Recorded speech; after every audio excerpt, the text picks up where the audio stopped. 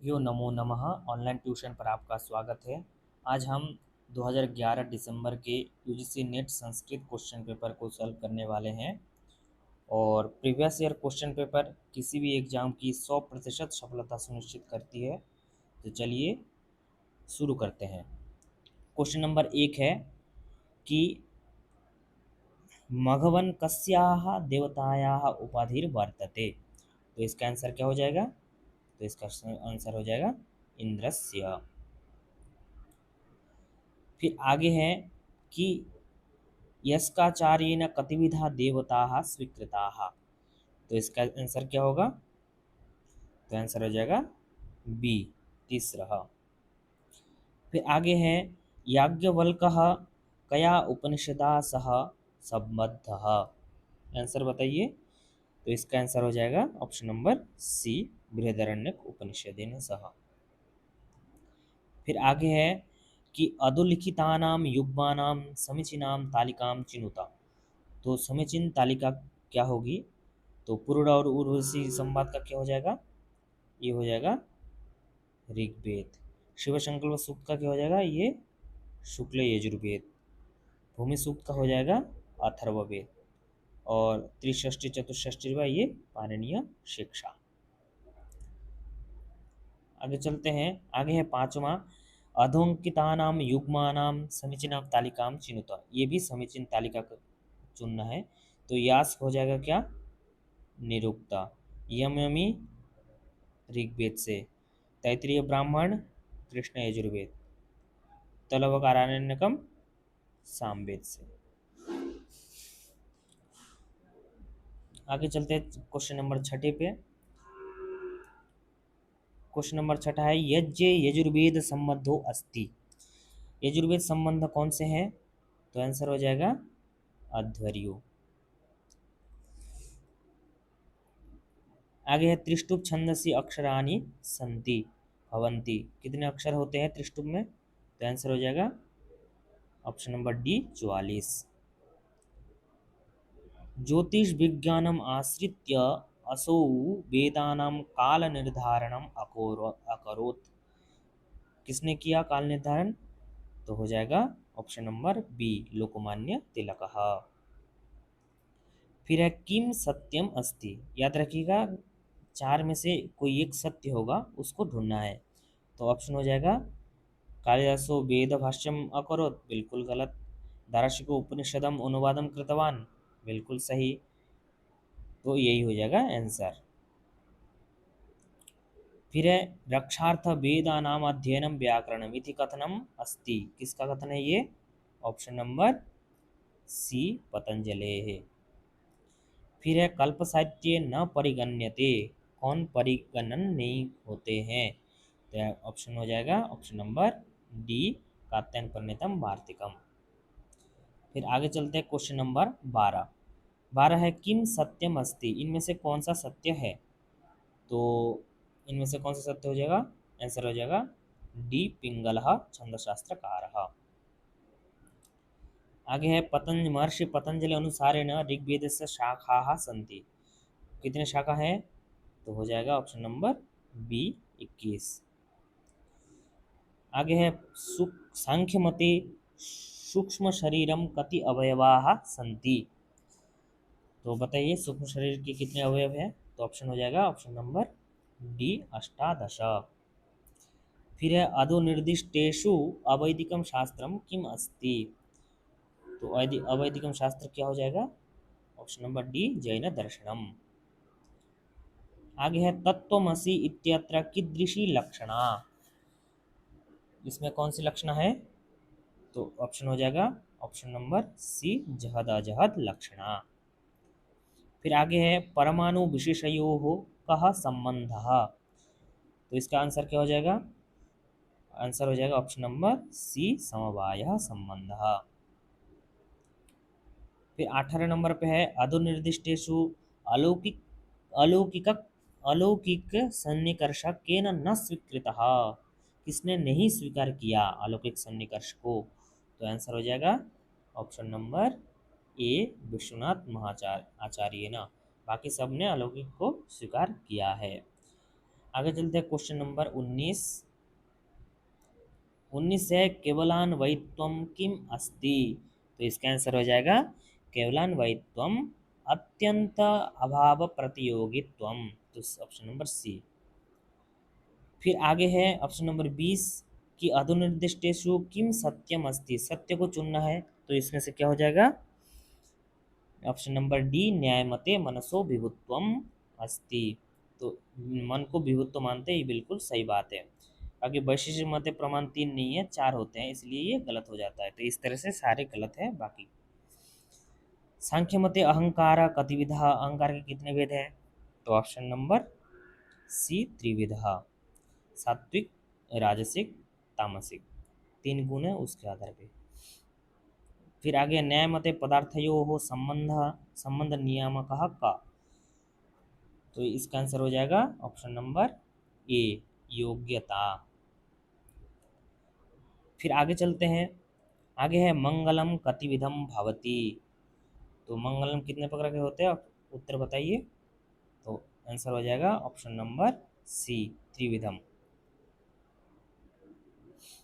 देखो, आशीर्वादात्मक, नमस्कारात्मक, वस्तु निर्देशात्मक, इस तरह से 3 मंगलाचरण होते हैं। अब ये बताइए अधस्तन युग्मानाम समीचीनाम तालिकाम चिनुता। तो माठर वृत्ति किसका हो जाएगा? तो माठर वृत्ति हो जाएगा सांख्य सूत्रम का, सबसे प्राचीन वृत्ति है। भारद्वाज वृत्ति हो जाएगा न्याय सूत्र का। विश्वनाथ वृत्ति हो जाएगा वैशेषिक सूत्र का। और आगे है भोज वृत्ति हो जाएगी योग सूत्र का, है ना। सॉरी, तो उसमें थोड़ा सा गलत बोला मैंने। भारद्वाज वृत्ति है वैशेषिक सूत्र का और विश्वनाथ वृत्ति है न्याय सूत्र का। ठीक है।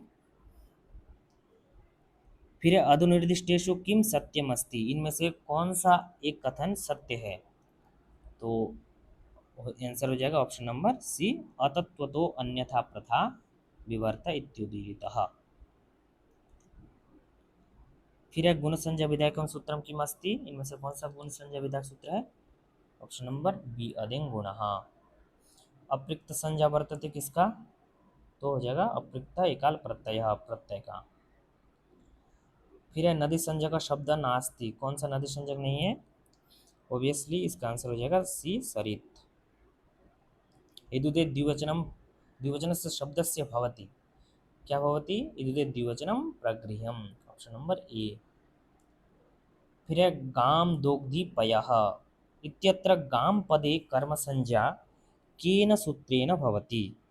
तो ऑप्शन हो जाएगा बी अकथितम च। फिर आगे कटे आस्ते इत्यत्र कीदृश आधार वर्तते। तो क्या हो जाएगा? ऑप्शन नंबर ए औपश्लेषिकः। क्योंकि औपश्लेषिक मतलब जो चिपका हुआ रहता है, ऐसा आधार जिसके साथ चिपका हुआ रहता है। विषय वैषयिक मतलब जो विषय होता है, विषय वो विषय वैषयिक कहलाता है। अभिव्यापक मतलब ऐसा आधार जो समस्त जगह व्यापक रहते हैं, जैसे वायु सर्वत्र अस्ति, ईश्वर सर्वत्र अस्ति। तो ऐसे वाले वाक्य जो है अभिव्यापक आधार के उदाहरण हो जाएगा। आगे चलते हैं। आगे है 32वां। 32वां कह रहा है कि द्वितीय चतुर्थौ भवतः। द्वितीय भी होते हैं और चतुर्थी भी होते हैं, ऐसे किसमें? तो हो जाएगा नमः योगी। एक मिनट देख लेते हैं। ऑप्शन नंबर डी गत्यर्थ कर्मणि, सही बात है। गत्यर्थ कर्मणि द्वितीय चतुर्थो चेष्टायाम अनध्वनि। हाँ बिल्कुल, यही सूत्र आता है जिससे द्वितीय और चतुर्थी दोनों होते हैं। तो गत्यर्थ कर्मणि ये हो जाएगा आंसर। नीलोत्पलम इत्यत्र नपुंसकत्वम केन सूत्रेण भवति। तो किस सूत्र से हो जाएगा ये नीलोत्पलम? देखो, सबसे पहली बात तो नपुंसकत्व करने वाला 2 सूत्र है। एक तो सनपुंसक है, एक अव्ययभावश्च है। तो अव्ययभावश्च जो है ये अव्ययभाव के अंतर्गत नपुंसकत्व करते हैं। ठीक है। तो इसका आंसर क्या हो जाएगा फिर? इसका आंसर हो जाएगा परवल लिंगम द्वंद तत्पुरुषयो हो। अच्छा, तो हाँ, तो बात ये है कि नपुंसकत्व करने वाला ये तो है ही है, फिर बी ये भी नपुंसकत्व करता है, ये भी नपुंसक करता है, लेकिन नीलोत्पलम ये आप लोग ध्यान याद करिए कि ये जो है कर्मधारय समास का उदाहरण है, और कर्मधारय समास तत्पुरुष के अंतर्गत आते हैं। तो इसीलिए इस सूत्र के द्वारा प्रबल लिंगम द्वंद्व तत्पुरुषयोः, इस सूत्र से यहाँ पे नपुंसकत्व होना है। फिर है भूतपूर्वः इत्यत्र भूत शब्दस्य पूर्व प्रयोगः कस्मात् भवति, किस सूत्र से भूत शब्द का पूर्व प्रयोग होते हैं भूतपूर्व में। तो इसका आंसर हो जाएगा ऑप्शन नंबर सी, केवल समासत्वात्, क्योंकि भूतपूर्व जो है केवल समास का उदाहरण है, तो केवल समासत्वात्। फिर है अधस्तनानां समीचीनां तालिकां चिनुत, समीचीन तालिका चिन्ह, ये बहुत ही आसान है, पूर्व पूर्व पदार्थ प्रधान हो जाएगा अव्ययीभावः। नदीभिश्च, इससे पंचगंगम, अलौकिक विग्रह, इससे प्राप्त सु उदक, और अस्वपद विग्रह हो जाएगा फिर हरौ इति। फिर आगे चलते हैं, आगे है केंटुम वर्गस्य भाषा अस्ति, केंटुम वर्ग के भाषा कौन सा है, तो इसका आंसर हो जाएगा लैटिन भाषा। फिर है संस्कृत भाषायाः घ ध भ वर्णः जार्मनिक भाषायां भवन्ति, तो घ ध भ मतलब चौथा, तो चार को क्या हो जाता है, तो एक चीज़ आप हमेशा ध्यान रखिएगा, जो भाषा विज्ञान में एक एक को हो जाता है दो या चार, चार को हो जाता है तीन, और तीन को हो जाता है एक। ये ये प्रथम वर्ण परिवर्तन है ग्रीम नियम का, तो इसको ध्यान रखेगा। और वर्ण कौन कौन से, क त प, क त प, एक को हो जाएगा दो या चार, दो ज़्यादातर होते हैं और चार को तीन, तो इसमें चार है तो हो जाएगा इसमें तीन नंबर वर्ण में, तो आंसर हो जाएगा ग द ब। फिर आगे चलते हैं, आगे है क्वेश्चन नंबर 38, संचारिणी दीपशिखेव रात्रो यम यम व्यतीताय पतिम वरासा, यम उक्ति रघुवंश अधोलिखिते कथा प्रसंगे वर्णिता अस्ति, किस कथा प्रसंग में वर्णन है, तो इसका आंसर हो जाएगा ऑप्शन नंबर बी, इंदुमती स्वयंवरे। फिर है मेघदूते यक्षणाम बसति कुत्र वर्तते, यक्ष लोग कहाँ निवास करते थे, तो ऑप्शन नंबर डी, अलकायाम। तो फिर है रिक्तः सर्वो भवति हि लघु पूर्णता गौरवाय, इयमुक्ति केन संबंधा, केन संबंधा वर्तते इयमुक्ति मेघेन संबंधा। फिर है किरातार्जुनीये किरात इति कस्य बोधकः, किरात इति शंकरस्य बोधकः। फिर है 42 नंबर, रैवतक पर्वतस्य वर्णनम कस्मिन् काव्ये वर्तते, रैवतक पर्वत का वर्णन किसमें है, रैवतक पर्वत का वर्णन करने से ही माघ को एक उपाधि मिली थी, यह थोड़ा सा ध्यान करिए, माघ को एक उपाधि मिली थी, उस उपाधि का नाम क्या है, कमेंट बॉक्स में अवश्य आपको बताना है, और इसका वर्णन जो है शिशुपाल वध में किया गया है। और इसी तरह से लगातार वीडियो पाने के लिए आप चैनल को अवश्य सब्सक्राइब करें, और UGC net Sanskrit second paper की तैयारी के लिए भी आप मेरे साथ अवश्य जुड़े। आगे है 43वां क्वेश्चन कि सत्यम किम अस्ति, इनमें से कौन सा सत्य है, तो क्या आंसर होगा ऑप्शन नंबर सी, दशकुमार चरिते अष्टमोच्छ्वासाः सन्ति। आर्जवम ही कुटिलेषु न निधि, यह मुक्ति कस्य ग्रंथस्य, तो आंसर हो जाएगा ऑप्शन नंबर ए, नैषधीय चरितस्य। फिर आगे चलते हैं क्वेश्चन नंबर 45, तस्य अशेष त्रिभुवन सुंदरम अतिशयित नलकुबरम रूपमासीत कस्य, तो किसके रूप सुंदरता के बारे में वर्णन किया जा रहा है, तो ये हो जाएगा ऑप्शन नंबर ए, पुंडरीकस्य। फिर है कस्य रूपेषु आमुखम स्थापना इत्युच्यते, आमुख को स्थापना इति किसके रूपकों में कहा जाता है, तो आंसर हो जाएगा ऑप्शन नंबर डी, भाषस्य। ये भी ऑप्शन में बताइएगा कि भाष के कितने नाटक उपलब्ध होते हैं। अविदा पुच्छभूता का भवति, कौन होता है अविदा पुच्छभूता, तो ये हो जाएगा ऑप्शन नंबर ए, लक्षणा। फिर आगे है श्री शंकुक मते कीदृशा स्थायी रसे भवति। तो ये सबको पता है, ऑप्शन नंबर बी अनुमिति ही। कालक्रमानुसारम कालक्रमानुसृताम तालिकाम चिनुता। कालक्रमानुसार चिन्ह है, तो सबसे पहले तो ये देखिए भामह दंडी वामन विश्वनाथ, तो इसमें से विश्वनाथ सबसे लास्ट में होना चाहिए क्योंकि विश्वनाथ सबसे लास्ट में ही है, मतलब इसकी 14वीं शताब्दी अ, वो है समय है। वामन का 6ठी से 8वीं, दंडी का भी 8वीं, भामा का प्रथम द्वितीय शताब्दी। तो पहला ही हो जाएगा आंसर इसका। अब अंतिम 50वां क्वेश्चन है अधस्तना युग्मानाम समीचीनाम तालिकाम चिनुता। तो अभिज्ञान शाकुंतलम क्या हो जाएगा, ये प्रसिद्ध सबसे प्रसिद्ध नाटक है।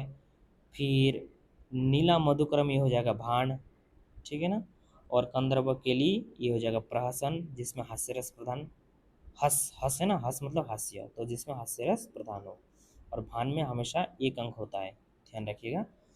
और त्रिपुरा दाह ये डीम, ठीक है ना। तो ये हो जाएगा आंसर। चलिए, अस्तु अद्य एतावदेव।